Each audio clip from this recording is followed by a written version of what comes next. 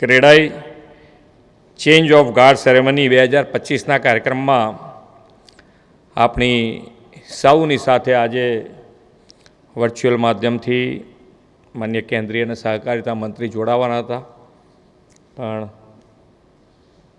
અચાનક સંજોગો મીટિંગના આવવાથી જોડાઈ નથી શક્યા.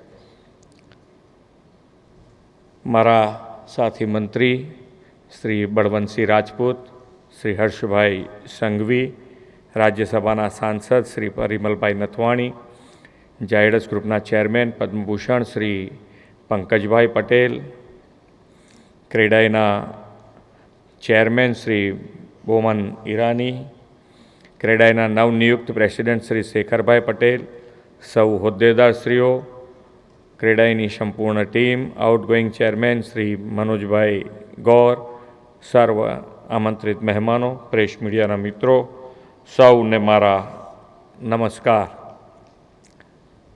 આજે બધો ટાઈમ શેખરભાઈએ લીધો છે,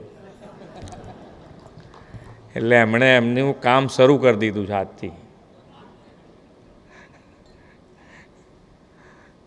સરકાર પાસે સરકાર બેઠી હોય તો પછી ચાન્સ શું કામ છોડવું હોય એમ.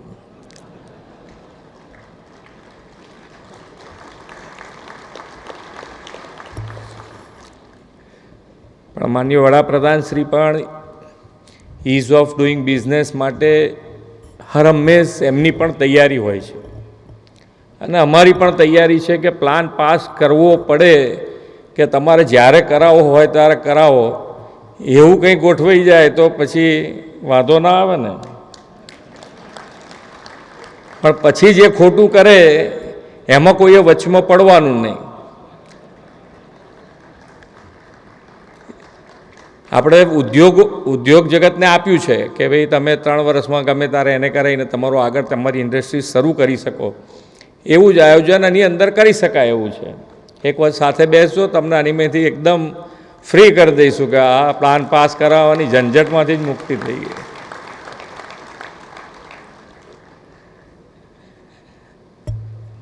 અને ગુજરાત તો હર હંમેશા માટે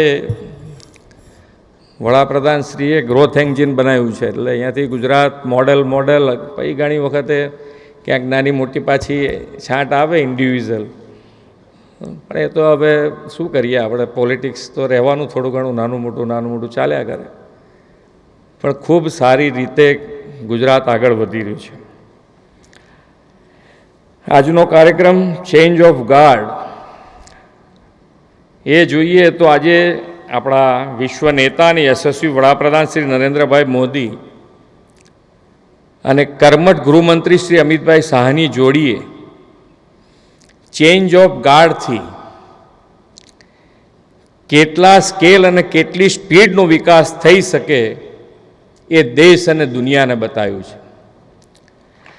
ક્રેડાઈનો આજનો અવસર the big shift for the leaders by the લીડર્સના કાર્ય મંત્રને વડાપ્રધાનશ્રી અને ગૃહમંત્રીશ્રીના દિશા દર્શનમાં સાકાર કરનારો અવસર છે. ક્રેડાઈની નવી ટીમ શ્રી શેખરભાઈ પટેલના નેતૃત્વમાં કાર્યરત થઈ રહી છે, તે સૌ નવનિયુક્ત હોદ્દેદારો અને સમગ્ર ક્રેડાઈ ટીમને અભિનંદન પાઠવું છું. જે પ્રમાણે ક્રેડાઈ દેશના દરેકે દરેક ખૂણામાંથી આજે હોદ્દેદારો નિમાયા છે, એટલે આપણે તો માન્ય વડાપ્રધાનજીનું વિઝન એક ભારત શ્રેષ્ઠ ભારત, અને એક ભારત શ્રેષ્ઠ ભારતમાં પણ ક્રેડાઈ ઇનિશિયેટિવ લઈ રહ્યું છે, એ અમારા માટે ખૂબ ક્રેડાઈ અભિનંદનને પાત્ર છે.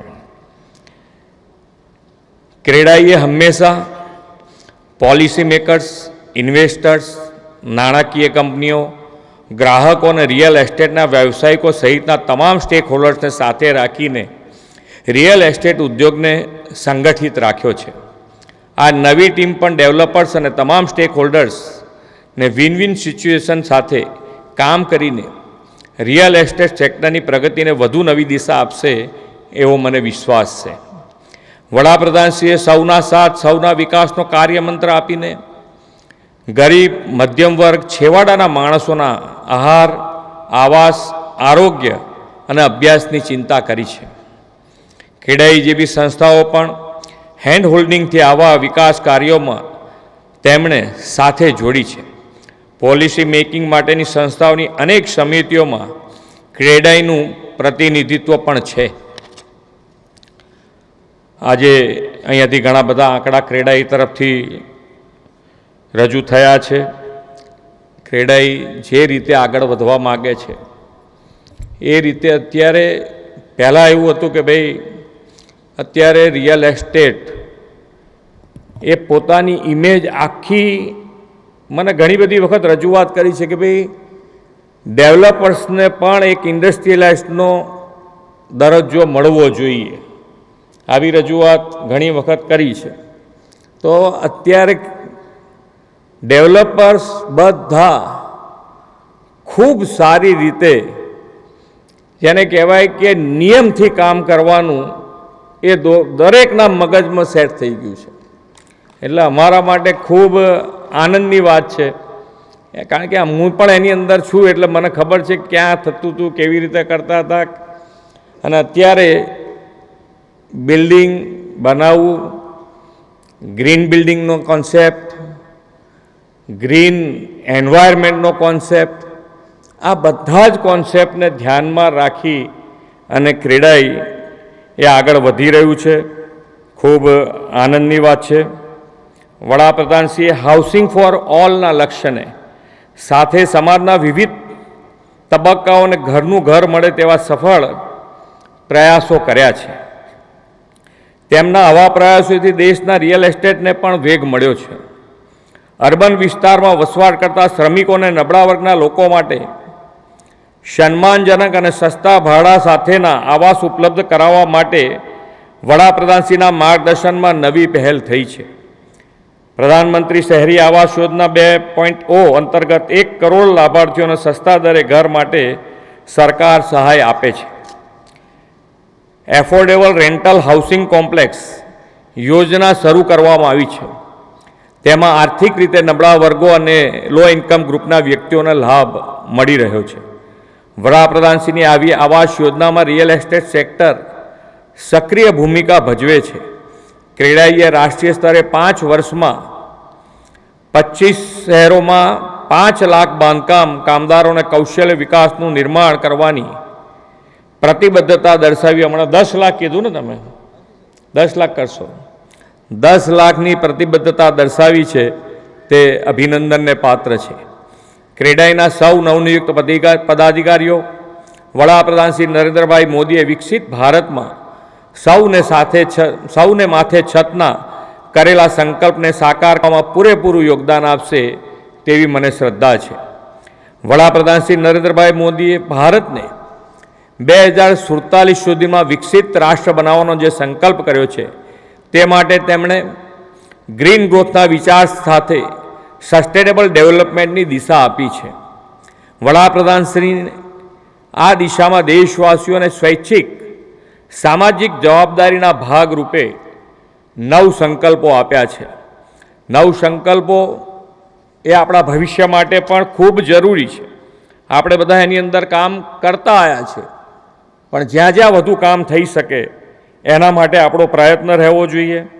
કે કેચ ધ રેઇન દ્વારા જળ સંચય કરવો, એક પેડ માં કે નામ દ્વારા ગ્રીન કવરમાં વધારો કરવો, સ્વચ્છતા અને સ્વાસ્થ્ય માટે અભિયાનો તથા પ્રાકૃતિક ખેતી અને ગરીબોને સહાયતા દ્વારા ભવિષ્યની પેઢીને આજથી બહેતર જીવન આપવાનું આહ્વાન તેમણે કર્યું છે. વોકલ ફોર લોકલના મંત્રથી સ્થાનિક ઉત્પાદનને પ્રોત્સાહન આપવાની અને યોગ તથા રમતગમતને જીવનનો ભાગ બનાવી રોગમુક્ત જીવનશૈલી માટેની હાકલ પણ તેમણે કરી છે. દેશ દર્શન, આપણે બધા અહીંયા તો બિલ્ડર છે એટલે ફોરેનનો ક્રેઝ હોય, પણ આપણે આપણો દેશ પણ જોવો જરૂરી છે. દેશ બધા આપણે પહેલાં આગ્રહ રાખવો જોઈએ કે આપણે આપણો દેશ જોઈએ, આપણું રાજ્ય જોઈએ. અને ફોરેન જવામાં કોઈ જ વાંધો નથી, પણ પહેલાં આટલું જોઈશું તો આપણને લાગે છે ત્યાં સુધી આપણે આપણું ગૌરવ જે છે એ બીજા દેશમાં પણ લઈ જઈ શકીશું. એમણે આ માટેનો જે કોલ આપ્યો છે તો એ કોલમાં આપણે સૌ સહભાગી થઈએ અને વિકસિત ભારતનો જે સંકલ્પ છે એ સંકલ્પ સાકાર કરવા માટે આપણે સૌ સાથે મળીને આગળ વધીએ એ જ અભ્યર્થના સાથે વિરમું છું. ભારત માતા કી જય. વંદે માતરમ. જય જય ગરવી ગુજરાત.